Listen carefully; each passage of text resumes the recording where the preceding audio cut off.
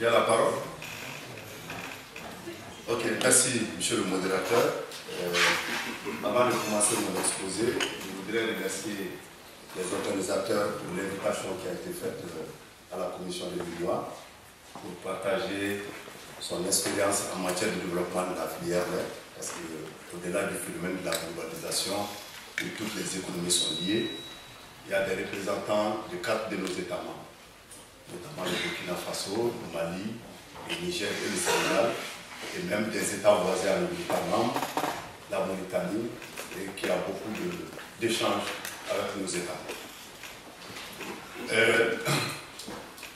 L'Union économique et monétaire ouest-africaine que je représente ici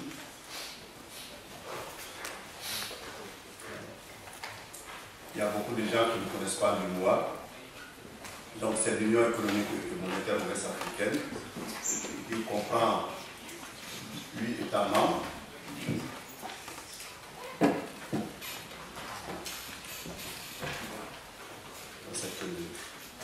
Donc, mon plan de présentation, c'est sur 4 ou 7 points. Les brefs rappels sur l'UMOA, la politique agricole de l'UMOA, le développement de la filière, les enjeux et défis pour l'UMOA, les éléments de taxation du lait au sein de l'UMOA, qui a fait l'objet de beaucoup de controverses depuis hier ou avant-hier, et puis une conclusion. Donc voici le rappel sur l'UMOA. 8 pays, Bénin, Burkina Faso, Côte d'Ivoire, Guinée-Bissau, Mali, Niger, Sénégal. C'est 3,5 millions de kilomètres carrés, environ 100 millions de consommateurs, donc c'est 1,34% de la population mondiale, 33% du PIB de l'Afrique de l'Ouest, mais une population très jeune, où 60% ont moins de 25 ans, qu'il faut nourrir, qui sont en croissance, mais également le problème de l'emploi se pose avec acuité. Quels sont les objectifs de cette organisation? C'est le renforcement de la compétitivité économique dans un marché ouvert et un environnement juridique harmonisé, la convergence des performances et des politiques économiques des États membres, la création d'un marché commun avec une circulation des biens, des services, des capitaux, des personnes et le droit d'établissement des personnes exerçant une activité indépendante aux salariés, la coordination des politiques sectorielles au niveau national, mais également la mise en œuvre des politiques sectorielles communes. Et enfin, l'harmonisation des législations des États membres en matière économique. La politique agricole a été adoptée en 2001 par un axe additionnel par la conférence des chefs d'État et de gouvernement. Et le défi à long terme, c'est nourrir la population dans un contexte de forte croissance démographique. Cela a été dit. Il y a un doublement de la population en 2050, mais également par une forte urbanisation.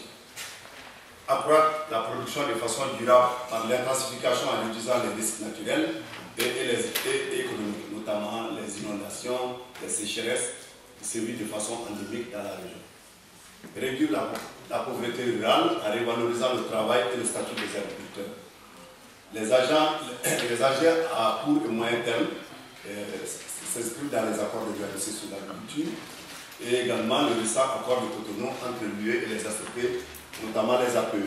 Et je sais que à la matière, il y a des produits très sensibles que l'Afrique de l'Ouest ne souhaiterait pas voir figurer dans les accords de libre-échange avec l'Union européenne. Quel est l'objectif de cette politique? C'est de contribuer à la satisfaction des besoins alimentaires de la population, au développement économique et social des États membres et à la réduction de la pauvreté. La politique est axée autour de 3 axes d'intervention. Le premier axe, c'est l'adaptation des systèmes de production et amélioration de l'environnement de la production. Le deuxième axe, c'est l'approfondissement du marché commun dans le secteur agricole et la gestion des ressources partagées. Quand nous parlons des ressources partagées, il y a les ressources halieutiques, il y a les questions de pastoralisme, de transhumance, donc, qui concernent également l'élevage. Et troisième axe, insertion de l'agriculture dans le marché régional et mondial. Par rapport à la politique laitière, il faut considérer 3 temps en Afrique de l'Ouest. La première période, c'est la période des indépendances de 60 à 85. Donc, vous avez des politiques laitières administrées par les États. Et là, vous avez des laiteries, on en a parlé, je crois qu'il y a eu certains exposés là-dessus, les laiteries gouvernementales, et système de collecte administrée et recours aux importations de lait en poule pour faire marcher ces industries parce que la production locale était très peu développée. À partir des années 80, les politiques libérales, la deuxième période, qui coïncide avec les périodes d'ajustement structurel, 85-2000, donc il y a eu un retrait progressif de l'État et la poursuite de la croissance des importations, l'élevage est carrément déconnecté de l'industrie. Donc, ça a été toujours des industries aux mains des privés, mais qui continuent à faire des importations massives de lait, soit d'Europe ou d'autres horizons. Mais il y avait très peu de politique en direction des productions, des producteurs de lait au niveau local. Et la troisième période, je peux dire qu'on peut appeler ça la période de la gestion concertée des marchés laitiers. C'est la période de 2000 à 2012. C'est vrai qu'il y a des difficultés de réforme libérale, mais il y a la poursuite des croissances des importations et la mise en place du tarif extérieur commun, le TEC, et l'émergence des dispositifs mixtes de régulation concernés. Développement de la filière lait au niveau de l'UMOA, enjeux et défis. La question de la filière lait, je dirais qu'elle reste d'actualité, même après la flambée du prix du lait au niveau mondial, suite à la crise alimentaire intervenue en 2008. Pour le rappel, l'UMOA avait commandité l'adoption de la politique agricole en 2004 ou 2005, une étude sur la compétitivité des grandes filières agricoles. Et cette étude a identifié 14 filières à vocation régionale. Et parmi ces 14 filières, il y avait 5 filières qui avaient été identifiées, qui étaient des filières prioritaires. Le lait ne faisait pas partie. C'était le riz, le maïs, le bétail-viande, l'aviculture et le coton. Et quand je dis le coton, c'est bien le système coton, parce que le coton, en rotation avec les céréales, booste la production céréalière en Afrique de l'Ouest. Et le lait était parmi les 14, mais ne faisait pas partie des 5. Donc c'est à la faveur de la crise alimentaire de 2008 que la Commission a été interpellée sur la question du lait, tant par les gouvernements des États membres que par les acteurs. Donc nous nous sommes saisis de cette question pour prendre le lait comme une filière prioritaire parce que notre intervention devrait être progressive. Après les 5 filières, nous devrons intervenir sur les autres. C'est pour cela que nous avons commandité une étude qui avait été faite en 2012 et je crois que je remercie le CIRAD qui est sûrement dans la salle, qui a fait un excellent rapport qui avait été validé par l'ensemble des acteurs en 2013 à Ouagadougou et je crois que ce rapport nous permettra d'avancer en ce qui concerne le développement de cette filière. Donc l'étude a abouti à la mise en œuvre d'un programme d'action détaillé de développement de la filière lait au sein de l'UMOA.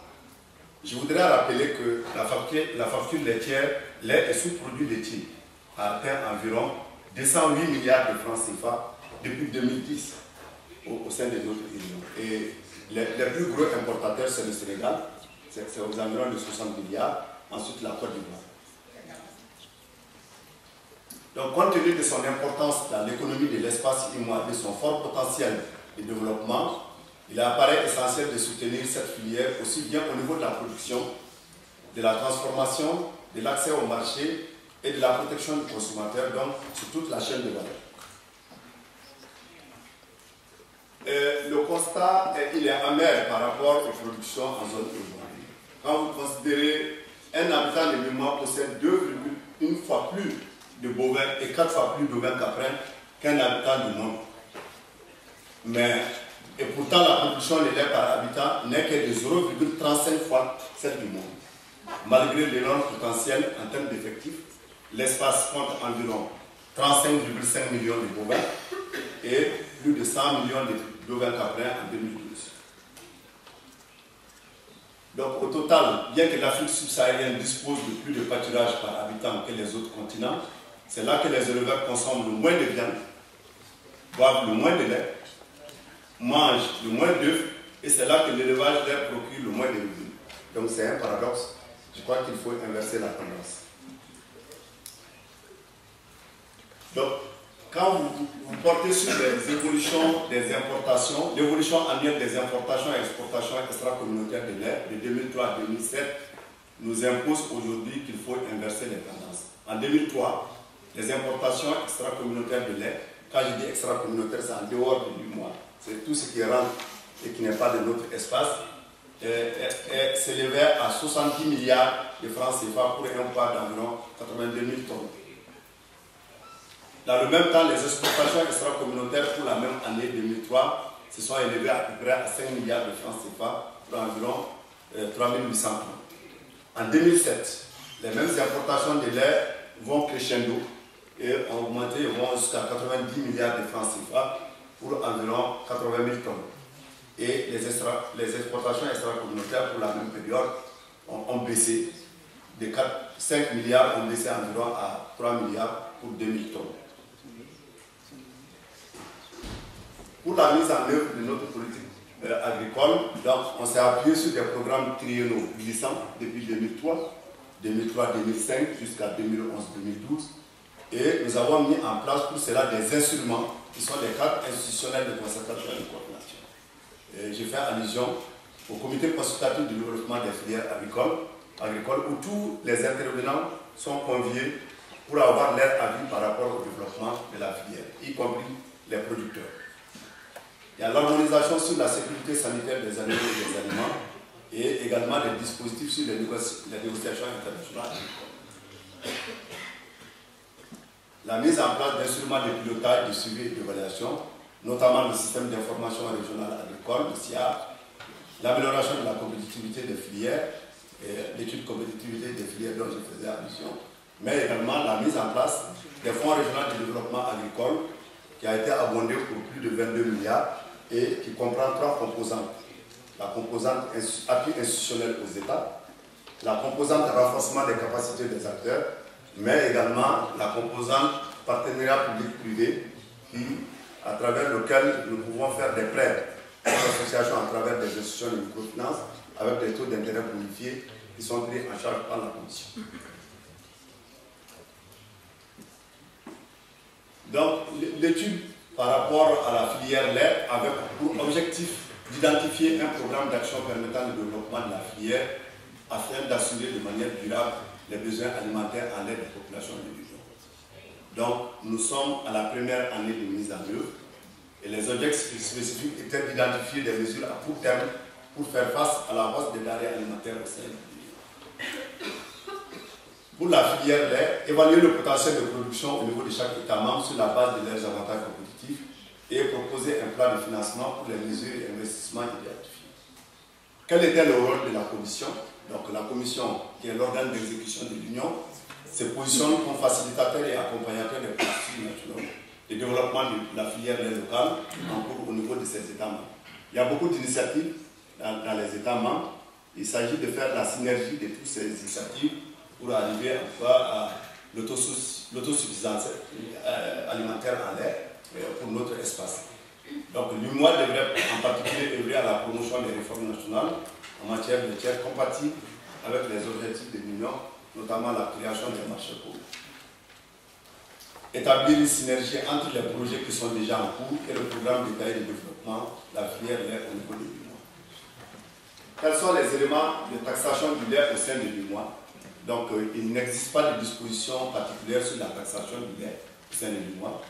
La taxation du lait, comme toute autre marchandise, dépend de 3 facteurs. D'abord, le facteur classement tarifaire dans la nomenclature du TEC. Le TEC, je l'ai dit, c'est le tarif extérieur commun de l'UMOA qui est basé sur une nomenclature internationale dite système harmonisé qui est géré par l'Organisation mondiale des douanes. Quelqu'un l'a dit, que les douanes font un travail remarquable en matière de collecte de données et de statistiques. Donc, dans la nomenclature tarifaire de l'UMOA, le lait est classé dans plusieurs positions en fonction de sa présentation, souvent qu'il soit liquide, poudre, concentré ou sucré, suivant sa composition, qu'il soit entier, écrémé, demi-écrémé, sans matière grasse animale ou souvent sa destination, que ce soit le lait pour enfants, quelqu'un l'a dit ce matin, et également son conditionnement. Donc, en fonction de ces facteurs, le lait est taxé à 5%, lait en poudre en emballage de plus de 25 kg, et l'aide destinée aux enfants. Et cela se comprend quand on sait que bon, dans nos États, avec la promotion de la femme, les femmes participent beaucoup aujourd'hui au développement, donc sont dans le créneau des emplois productifs. Donc l'allaitement maternel est moins utilisé. Donc on fait beaucoup recours au lait infantile pour lesquels le taux de taxation est assez bas parce que ça se comprend. Et 20% pour les autres laits, notamment les yaourts, les laits transformés, 20% parce que notre bande tarifaire compte à peu près 4 niveaux. 0%, où il y a d'autres petites taxes qu'on paye, 5%, 10% et 20%. Donc ça c'était le TEC UMOA qui est en évolution depuis quelques temps, qui a évolué au niveau de la CEDEAO, qui compte à peu près 15 États membres, vers une 5e bande qui est la bande 35%. Donc suivant l'origine, il y a les produits originaires de l'UMOA qui sont exonérés du droit de douane lorsqu'ils sont importés dans un État membre de l'UMOA. Si le lait local est produit au Burkina, s'il doit être vendu, je ne sais pas, au Mali ou au Niger, il n'y a pas de droit de douane. C'est le même espace commun comme l'Union européenne.